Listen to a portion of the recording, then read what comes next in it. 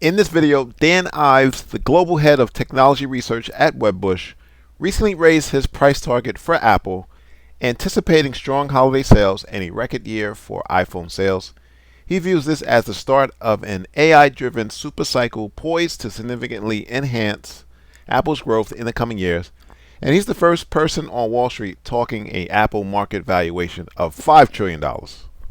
10 times last 12-month earnings, about 30 times forward earnings, depending on the estimates. You've got overhang in China. You've got a lower, uptake in terms of people who were buying new iPhones for this AI supercycle that you mentioned. Do you feel at all that the price could be a little fully valued at these levels? Yeah, look, and I think that's really been the argument, I'd say almost like the last, call it, 2-3 months. Where I disagree is you got some of the parts. I believe the services business alone is worth $2 trillion, and I think the AI story, because as AI revenue starts to come through over the next few years, that could be an incremental $5-10 billion annually for Apple.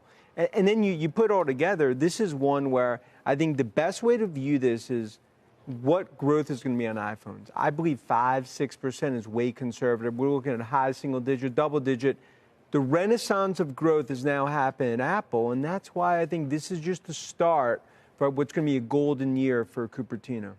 Have you looked at all at the interplay between the upgrade cycle and inflation? And I ask that because as consumers are grappling with higher cost of, things like food and shelter and autos and so forth, do they tend to kind of pare back on upgrades if their phone is working just fine, regardless of the technology that's out there? Do we need to see a real pullback in inflation before we get this upgrade cycle that everybody has been kind of banking on here? Yeah, I think maybe on the edges that's been an issue for upgrades, but the big thing here is 300 million of 1.5 billion iPhones are in window of an upgrade opportunity, have not upgraded in 4+ years. And you look at the carrier discounts that we're seeing, they are significant. But again, the biggest thing is it's about Apple Intelligence. It's just starting with 18.2.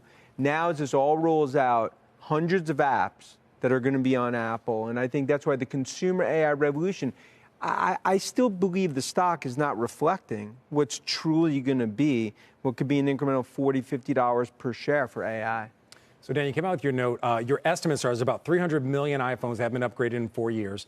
You believe in this current fiscal year, this year, 240 of them are going to be upgraded. But I've asked you this before. Why? Why are we upgrading for Apple Intelligence? We look at AI PCs. We have not seen the same adoption. I look at HP that talked a lot about AI PCs flat year over year, according to last shipments. I look at Dell. They talked a lot about AI PCs, actually down 4% year over year.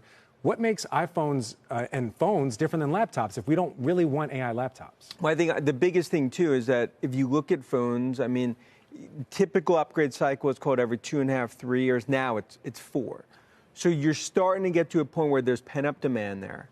But I believe, to your point, this is going to be an upgrade cycle across the whole ecosystem, from iPads to Macs to iPhones, that ultimately they will drive. But it will ultimately be AI-driven. That's why it's the start of what's really going to be a 2-year AI-driven super cycle that plays out. And I think, Frank, to your point, the one thing that I think is underestimated is just the install base here and the monetization. It's only 15% penetrated. That goes to 25-30% penetration.